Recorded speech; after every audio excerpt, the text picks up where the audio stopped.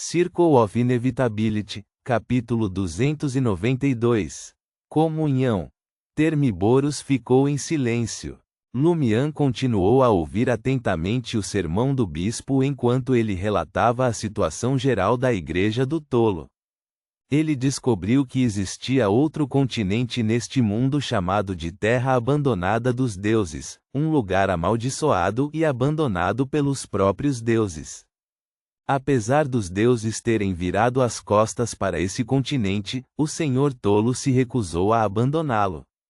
Ele enviou o anjo da redenção, German Sparrow, para liderar os humanos sobreviventes das cidades-estados perdidas para fora da terra abandonada dos deuses e guiá-los na reconstrução de seus lares nas ilhas marítimas. Consequentemente, a sede da Igreja do Tolo foi estabelecida na nova cidade de Prata, no Mar Sônia. As outras duas terras sagradas, Cidade da Lua Nova e Baian, capital do arquipélago de Horsted, também estavam localizadas na mesma área. Lumian ouviu com fascinação, adquirindo uma compreensão fundamental da Igreja do Tolo. Após o sermão, o bispo e alguns padres distribuíram a comunhão. Consistia em um copo com um líquido transparente e incolor e uma grande casca de fruta coberta por marcas de carbonização. Lumian pegou o copo e tomou um gole. O líquido tinha uma leve doçura, lembrando laticínios, mas com uma essência mais perfumada. Em seguida, usou uma colher de pau para retirar a comida da enorme casca da fruta. Assim que provou a comida, a expressão de Lumian ficou surpresa. É carne. Isso não é um pouco extravagante? Nem mesmo a comunhão da Igreja do Eterno Sol Ardente poderia se comparar a isso. Eles só tinham vinho tinto e pão achatado não fermentado. Lumian se animou e mastigou a comida com interesse. Era deliciosa, com uma textura carnuda e uma mistura de doçura e leve acidez, como a de uma fruta. Seu aroma era totalmente diferente dos pratos usuais encontrados em Traer. Enquanto comia, ele ouviu o bispo explicar as origens da comunhão. Acontece que essa era a comida favorita do anjo da redenção German Sparrow durante suas viagens pela terra. Como a corneta do Senhor, ele pregou as revelações do Senhor. O líquido era chamado de teana, derivado de uma fruta gigante exclusiva do arquipélago de Horsted, e era extraído da polpa. Tendo perdido a maior parte de sua polpa, a casca do teana era recheada com torta de carneiro e peixe. No entanto, transportar frutas tão grandes do arquipélago de Horsted para trazer para a comunhão era impraticável. Exigia cruzar 3 mares e, não importava o quão verde a fruta estivesse, ela inevitavelmente apodreceria, desperdiçando recursos valiosos. Com a ajuda de um botânico especializado, a Igreja do Tolo cultivou uma árvore de teana modificada que podia crescer no sul de Intis, produzindo um aroma leitoso mais forte. Uma iguaria com um charme marítimo. Se não fosse pela incapacidade da Igreja do Tolo de pregar e fazer proselitismo, quem sabe quantas pessoas se converteriam somente devido à comunhão. Mas isso poderia levar a problemas financeiros também. Muitos crentes no Tolo fariam as despesas da comunhão dispararem. Depois de ponderar as finanças da Igreja do Tolo por um momento, Lumian, que ainda não tinha jantado, terminou de comer a comunhão. Louvado seja o Tolo! Lumian levantou-se sinceramente e fez uma reverência. Ele lentamente deixou a catedral iluminada por velas e entrou na noite. Sob o brilho quente dos postes de gás, Lumian passeava pela área do porto, vestido com uma camisa de linho, colete preto e mangas arregaçadas. Seu destino era o outro lado do cais, onde pretendia pegar uma carruagem pública para a Avenue du Boulevard. Lavigny ficou quieta, com apenas grupos ocasionais de marinheiros passando, cantando ou gritando. De repente, uma comoção surgiu ali perto, seguida de um grito agudo. Enquanto o som ecoava pela noite, Lumian notou uma figura avançando em sua direção a uma velocidade incrível. Ele casualmente deu um passo para o lado, agindo como um espectador inocente. No entanto, se a pessoa que se aproximava fosse vil ou tivesse de fato cometido algum delito e estivesse sendo perseguida, Lumian não se importaria em esticar o pé direito e fazê-la tropeçar, só pelo espetáculo. Em segundos, a figura chegou ao limite do brilho do poste de luz, fazendo as sobrancelhas de Lumian se contorcerem de surpresa. Tão rápido! Claramente não é um humano comum. Com a ajuda das lâmpadas a gás, Lumian conseguiu ver bem a aparência da figura. Não era humano, era um monstro. Embora sua cabeça enrugada lembrasse a de um humano, suas escamas verde escuras cobriam seu corpo. Vestindo uma camisa de linho rasgada e calças marrons, seus pés não tinham sapatos, e uma membrana de pele fina e resistente crescia entre seus dedos. Muco verde escuro escorregadio escorria sobre sua pele, e suas palmas e boca estavam manchadas de sangue. Tendo encontrado vários monstros nas ruínas de Cordu, Lumian permaneceu imperturbável. Ele apenas franziu a testa ligeiramente. Isso me lembra aqueles murlocs mencionados em revistas de misticismo. Essas escamas verde escuras devem fornecer uma defesa formidável.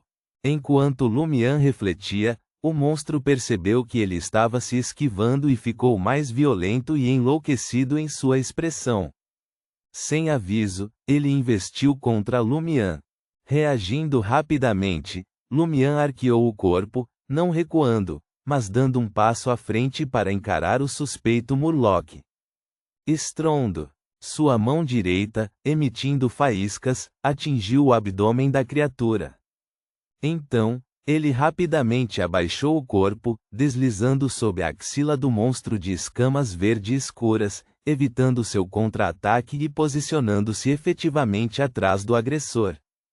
Lumian girou e balançou seus braços. Seus punhos, com chamas tremeluzentes, desferiram golpes poderosos nas costas do suspeito Murloc, derrubando-o no chão. Golpes ressoaram até Lumian retirar as mãos, cessando o ataque. Ele observou silenciosamente enquanto o corpo queimado deixava marcas corrosivas no chão. Com uma explosão abafada, faíscas carmesins irromperam dos olhos, nariz, orelhas e boca do monstro. Seu corpo inchou antes de entrar em colapso, soltando várias escamas verde escuras. Depois de algumas convulsões, ele ficou imóvel. Lumian desviou o olhar e olhou para as figuras que o perseguiam.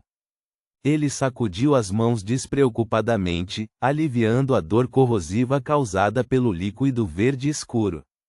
Seus ferimentos eram leves. Afinal, ele havia desferido uma saraivada de socos poderosos, e seu contato com as escamas verde escuras e o líquido viscoso havia sido breve. Logo, as pessoas chegaram ao poste de luz. Eles eram marinheiros, liderados por um homem mestiço do sul, com cabelos trançados e pele castanho avermelhada. Ele parecia estar na casa dos 30, com lábios grossos. Seus olhos primeiro escanearam o monstro parecido com um Murloc deitado imóvel no chão, então ele olhou para Lumian com surpresa, suspeita e medo. Após alguns segundos de silêncio, o marinheiro de cabelo trançado falou com uma voz solene: "Este é o Murloc que capturamos no mar. Ele feriu um dos nossos companheiros de tripulação e conseguiu escapar. É de fato um Murloc. Eles realmente o capturaram? Por que não o transformaram em vários materiais e o transportaram para Traer? Por que arriscar mantê-lo vivo?"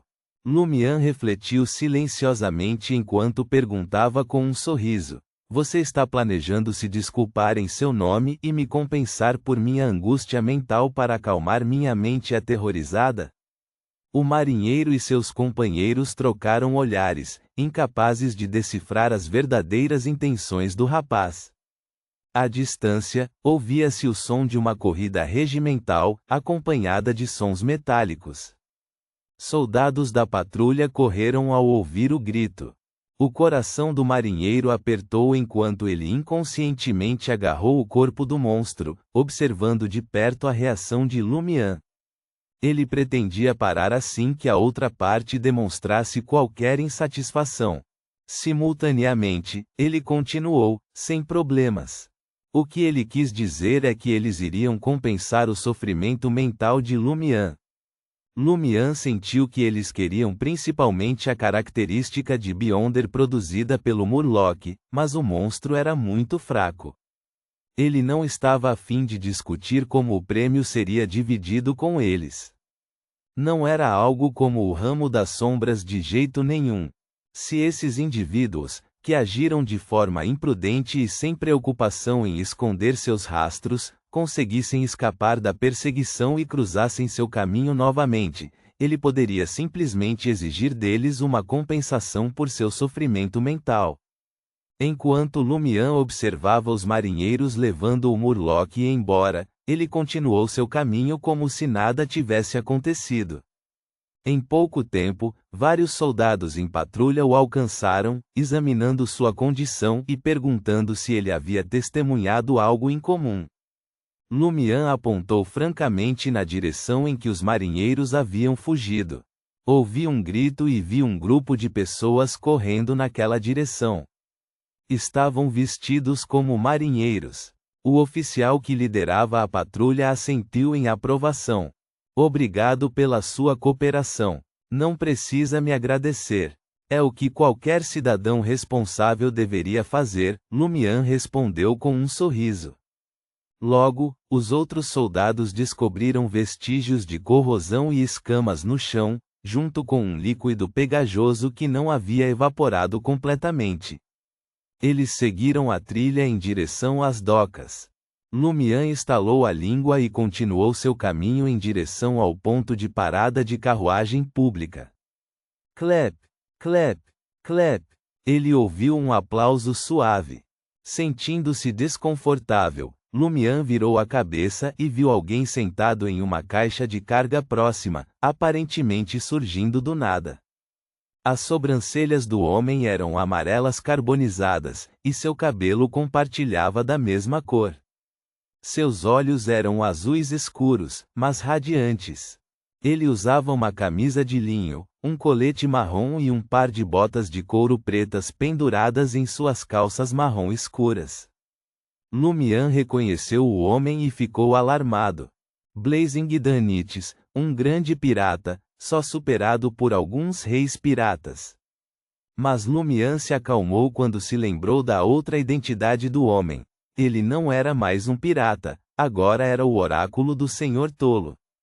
Como portador de uma carta dos arcanos menores, Lumian acreditava que, desde que revelasse sua identidade, Blazing Danites não lhe causaria problemas. Blazing Danites olhou para Lumian por alguns segundos antes de pular sem esforço do topo das caixas de madeira. Ele riu e falou calmamente, ser capaz de escolher rapidamente o método de ataque mais efetivo, direcionado e eficiente contra sua presa, evitando perfeitamente a defesa aprimorada por escamas do inimigo. Sua inteligência de combate é bastante impressionante. Eu admiro isso. Então, que tal? Você tem interesse em se juntar à minha equipe e se tornar meu subordinado? Ponto.